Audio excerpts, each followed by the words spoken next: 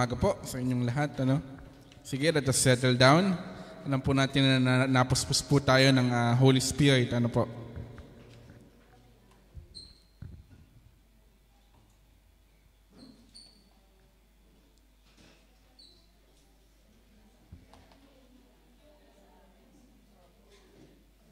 Sige.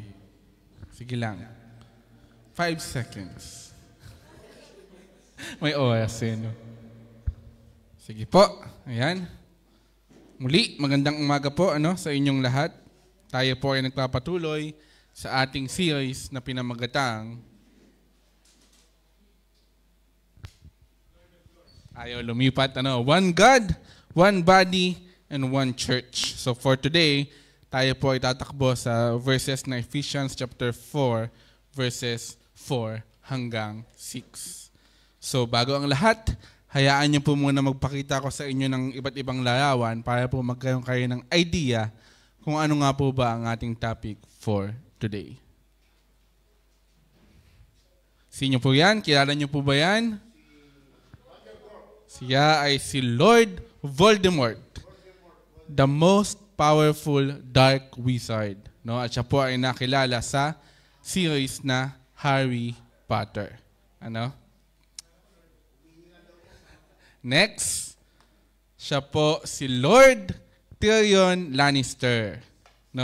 Siya naman ay nakita sa Game of Thrones. Known for his intelligence and critical thinking. Kung talino lang din naman po ang pag-uusapan, marahil ay siya na po ang pinakamatalino sa buong Westeros. Ang daming, may trivia. Next, yan, Lloyd din po yan. Drug Lord. Okay? Siya naman po ay nakilala sa isa sa naging matagumpay pagdating sa tinatawag na cocaine. Siya yan. Walang iba kundi si Pablo Escobar. Okay? So kanina pa tayo Lord ng Lord. Puro tayo Lord. Ano nga ba ang ibig sabihin pag sinabing Lord? Lord means a man of noble rank or high office, or tinatawag natin na a noble man. Noble, ibig sabihin extraordinary. Hindi pangkaraniwan, hindi mediocre, pinagkakatangi-tangi. Hindi po tatangi-tangi, magkaiba po yun. Okay? So, nung unang panahon, isa pong karangalan, ang mabigyan ka ng title na Lord. Parang ikaw ang magaling ka, you are good, you are great, Ngayon kasi minsan parang joke na lang. Minsan ipapangalan pa sa anak, Tapos yung anak salbahe. Ay, ang bad naman ni Lloyd. Ang kulit ni Lloyd. Malikot si Lloyd. Po? Kaya naman, dahil kanina pa tayo Lloyd ng Lloyd, ang atin pong topic for today ay pinamagatang One Lord.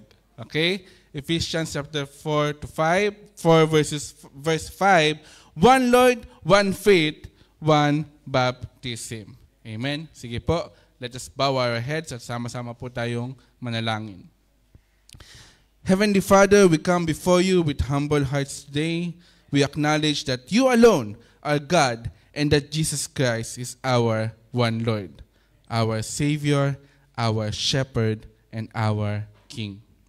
As we gather in your presence, O Lord, silence every competing voice, every distraction, and every worry.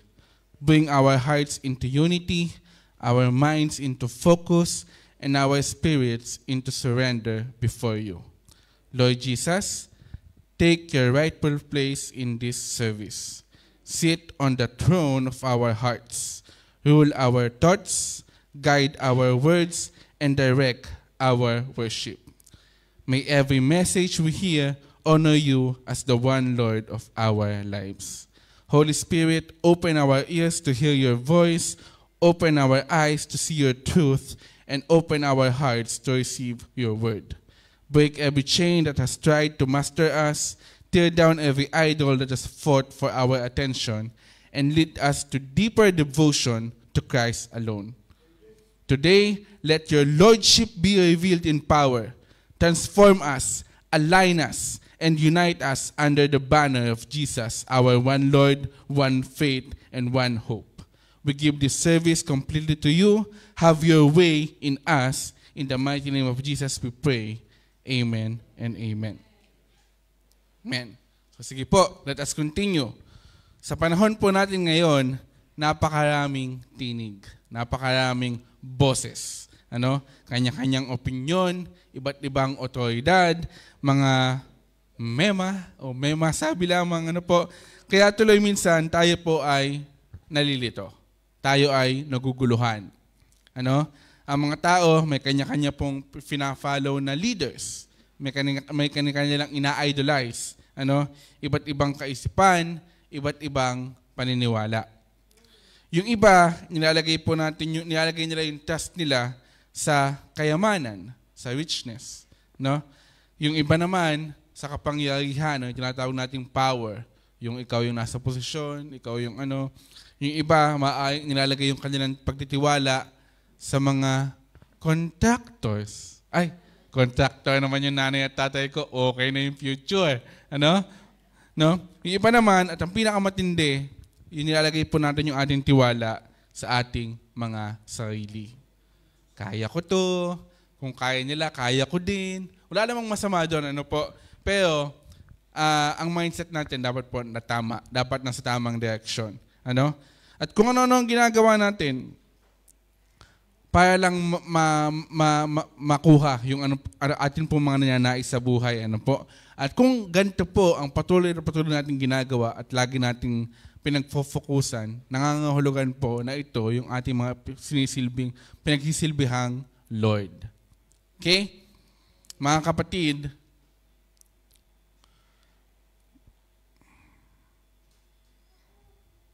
there is only one Lord at siya po ay walang iba kundi ang ating Panginoong Jesus. Ang katotohanan pong ito, by the way, mga kapatid, ay hindi lamang po theological. Hindi lamang po siya applicable sa pagbabasa natin ng ating mga Biblia. Because this is practical po. Sobrang laki ng impact po nito sa ating mga buhay. Why? Dahil ang paniniwala natin ay maghuhulma ng ating identity, ng ating worship, ng ating unity, at ng ating lakad sa ating mga buhay. Sabi nga, di ba, right believing is equals to right living. Mahalaga po na iisa tayo ng paniniwala ang Lord. At yun ay walang iba kundi ang ating Panginoong Jesus. At dahil dyan, may kwento ako sa inyo. Wow! May kwento. Okay? Ang story po na ito ay pinamagatang The Story of Three Captains. Okay? So bayaan niyo pong basahin ko sa inyo. There was once a sailor, and he was eager, strong, and full of ambition. And his name is John. Hindi, joke lang. Daniel po. Daniel ang name niya. Okay? His dream was to travel to the world and become a famous captain. Yun yung pangarap niya. Makapaglibot sa bansa at maging isang pinakatanyag na kapitan ng barko. One day, he boarded a training ship where three captains were present. Siyempre, dapat pag baguhan tayo, pag tayo po ay bago pa lang sa larangan na ating pinasok, dapat pa mayroon tayong nilulook up. Mayroon tayong tinitingnan para gawing pattern. Mag-follow tayo, mag-lead sa atin. Kung wala po at piling natin pantay-pantay lang kahit tayo po ay baguhan pa lang, parang medyo may mali yata doon. So, each one, lahat ng tatlo, yung three captains na nadoon sa lugar na yon, each one claimed to be the true leader. Lahat sila, they are claiming na ako ang magaling na leader, ako ang dapat i-follow. Yung unang kapitan, sabi niya, ang pinangako niya ay adventure and freedom. Sabi niya, follow me and you live with no rules. Yun po ang kanyang binanggit. Ano kayang itsura nung namumuhay ka ng walang batas, ng walang rules? Yung kahit anong gusto mong gawin, pwede mong gawin. Ayun yung pinapangako ng unang kapitan.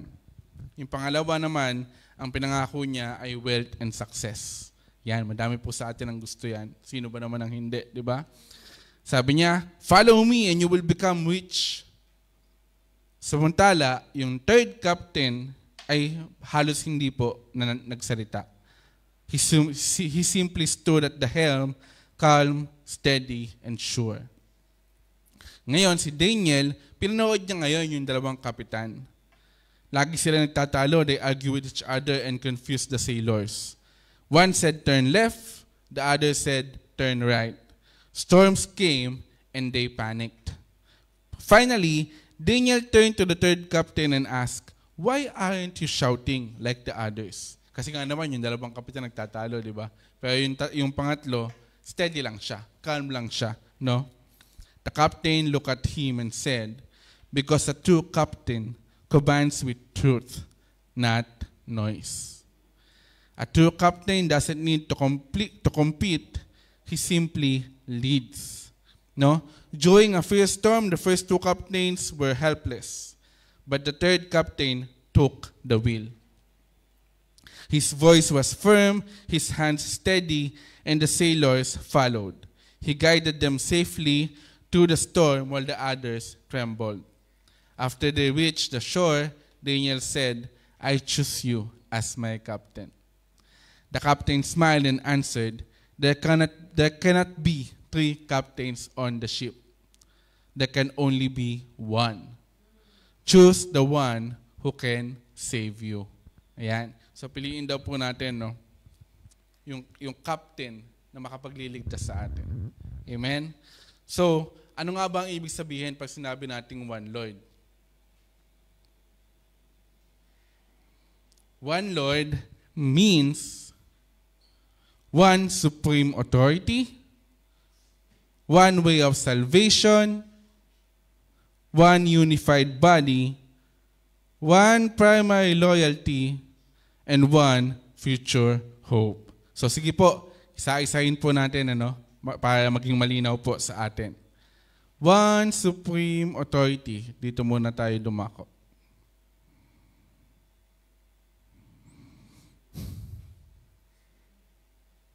Okay. So, one supreme authority. Sabi diyan, Jesus is not the Lord among the many. He is the Lord. Ibig sabihin, hindi siya pangkaraniwan. Siya ang one and only.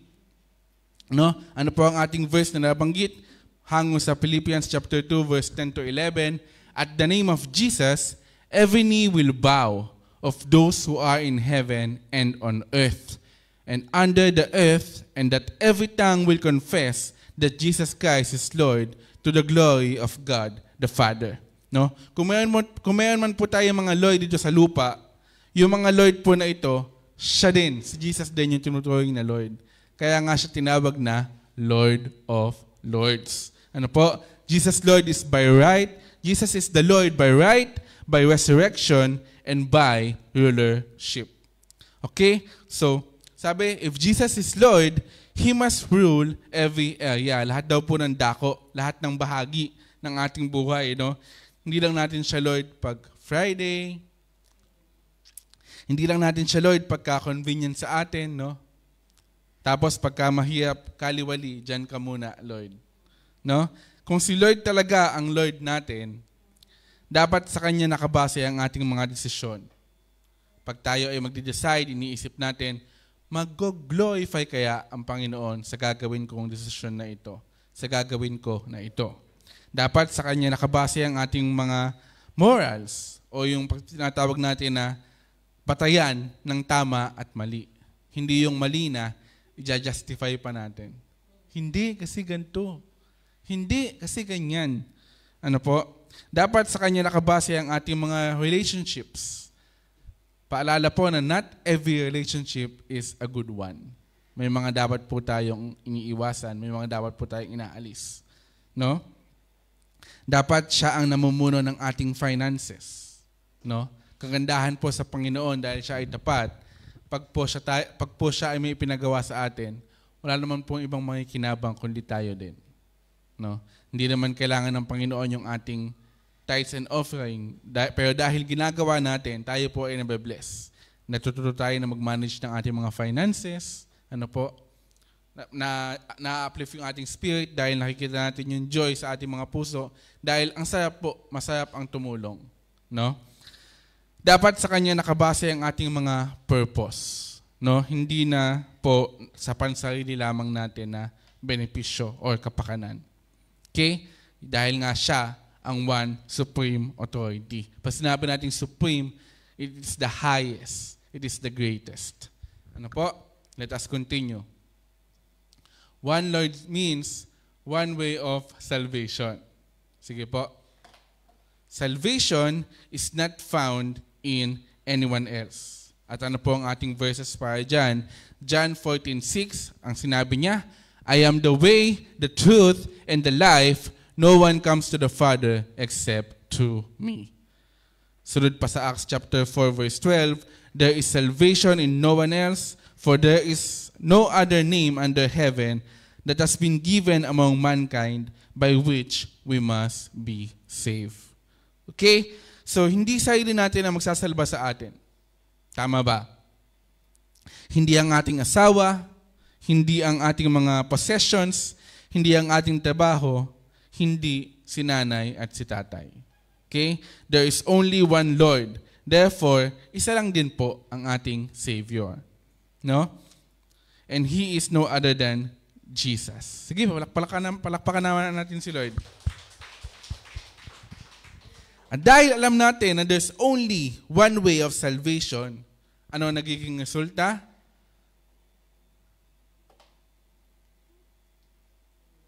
This destroys our pride. Nawawala po yung pride sa ating mga puso. Hindi tayo naligtas sa ating mga sarili. It is not by our own efforts. Kaya po tayo naligtas. Anong sabi ulit sa Ephesians chapter 2 verse 8 to 9? For it is by grace you have been saved through faith, and this is not from yourselves. This is the gift of God, not by works, so that no one can boast. Okay? We don't boast in ourselves. We boast in the one who is Lord of life and death. Malinaw po? Okay. Tuloy tayo.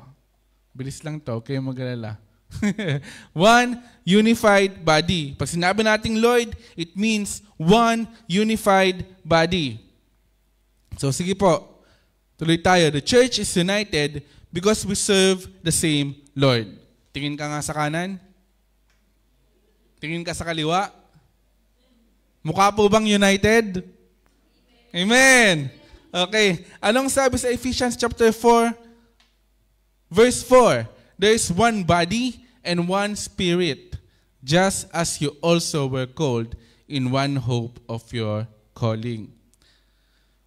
Dahil meron tayong iisang Diyos, mga kapatid, iisa ang ating gospel na pinaniniwalaan. Tama po ba? Amen.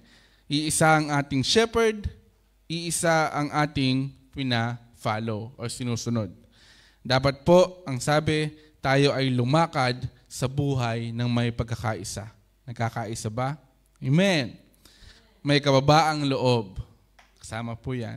At, ang pinakamatindi sa lahat, may pagmamahal. Dahil ang sinabi niya sa kanyang salita sa John chapter 13 verse 35, by this, everyone will know that you are my disciples if you love one another. So, sikapin po natin, no, na magmahalan. Yan ang ating gawing goal sa ating mga buhay. Okay? So, differences in culture, background, and personality do not divide us. Okay? Pag sinabi nating unity, it doesn't necessarily mean uniformity. Magkaiba po yun. Okay? Hindi kinakailangan na pare-parehas tayo ng ugali. Hindi kinakailangan na pare-parehas tayo ng kakayahan. At hindi po kinakailangan na tayo ay pare-parehas ng antas sa buhay at ng mga hilig nating gawin. Okay? Hindi tayo united dahil lang sabay-sabay tayo nag-worship, nag-fellowship, nag-Holy Communion. Ano po? Hindi tayo united dahil lamang tayo ay magkakalahi or magkakaprobinsya. Ano yun? Kasi kung ganun, pag Tagalog ka, hindi mo na kabati yung Bisaya. And vice versa. Pag naman Bisaya ka, ayaw mo sa Tagalog. Hindi po ganun, no? Hindi tayo united dahil lang pareho tayo ng opinion. Minsan po talaga nagkakaiba-iba tayo. And that's okay. Bagkus tayo po ay united dahil iisa ang ating Panginoong Jesus na pinaniniwalaan. He is one. He is the one Lord. Okay? Siya po ang nagtipon-tipon sa atin. May rason ang Panginoon. Kaya sabihin mo sa katabi mo, may rason ang Panginoon. Bakit kanya dinala sa LOL?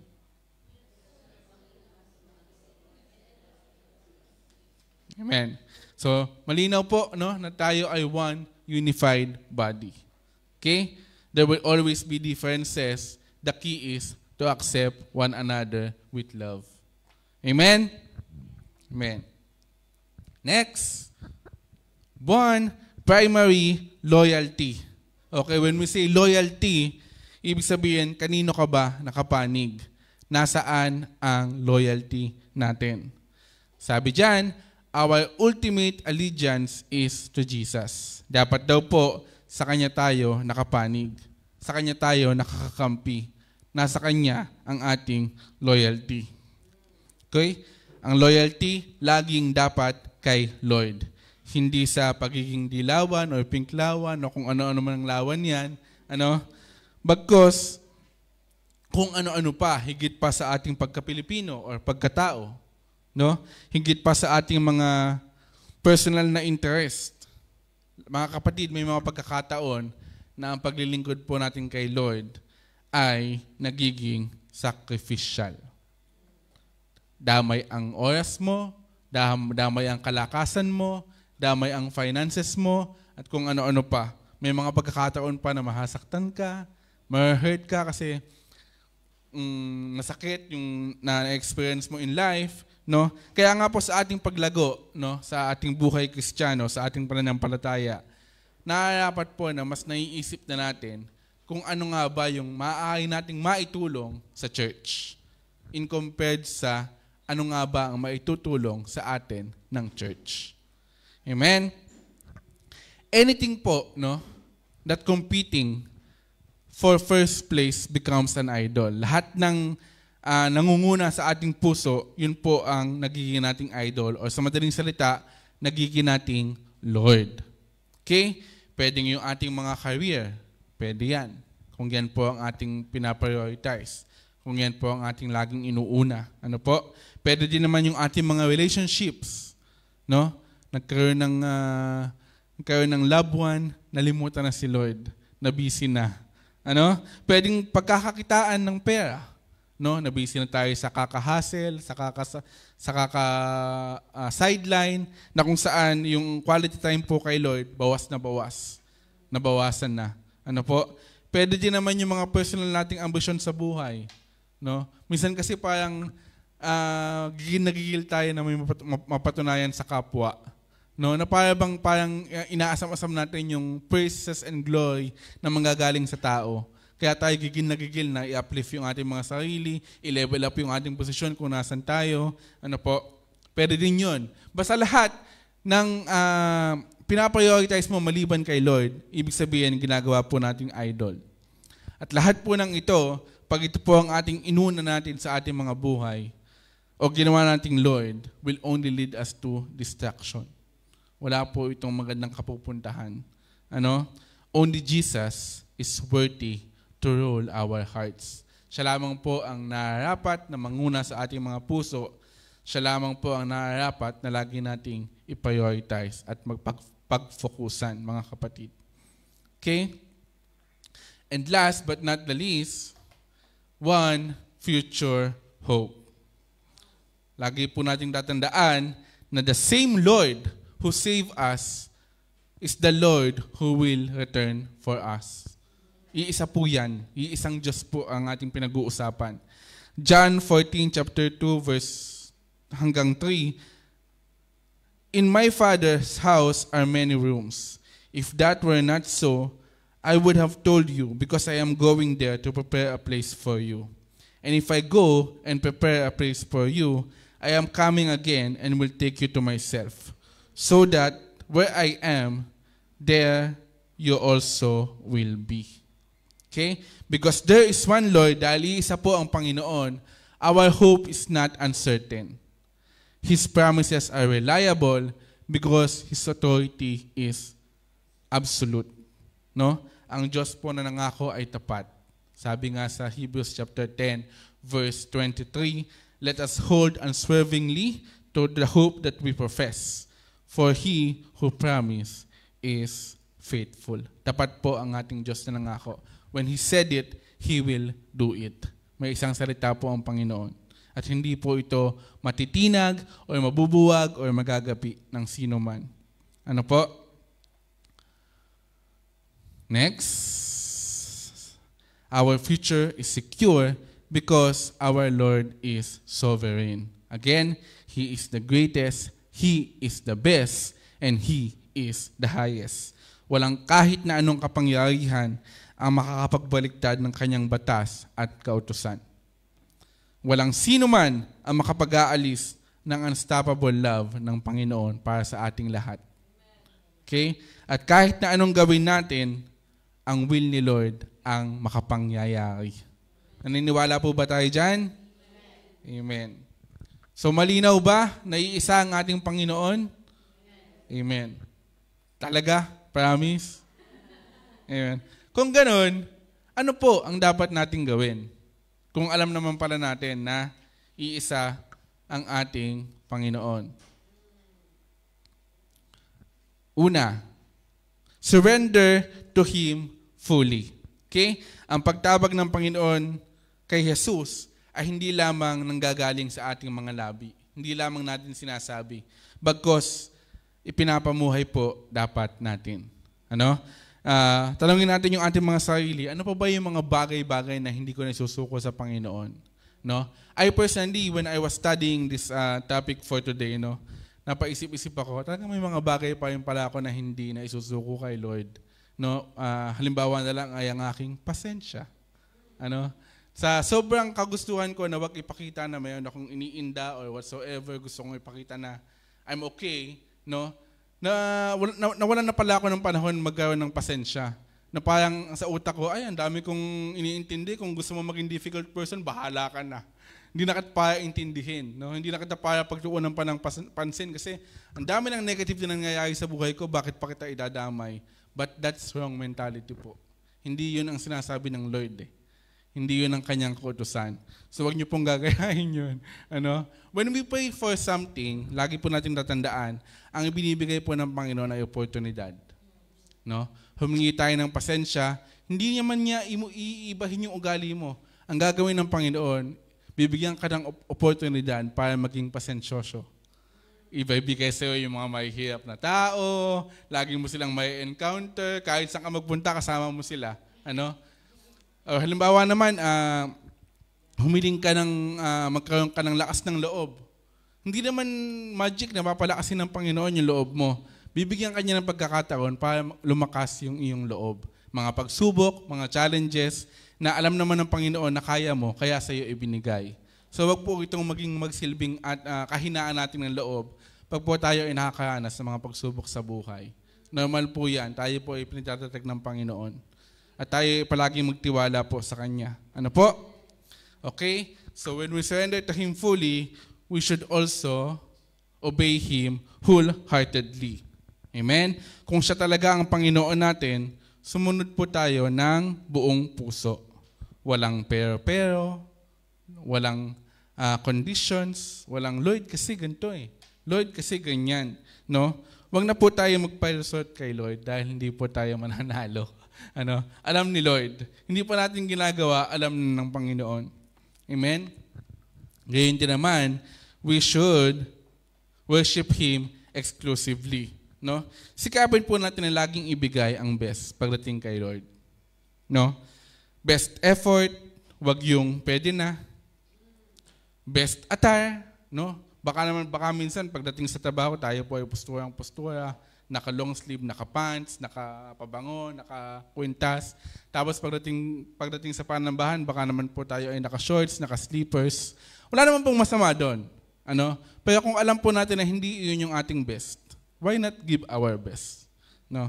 Why not ibigay natin yung best effort natin kay Lord? No? Okay, so last, we should represent Him boldly. No?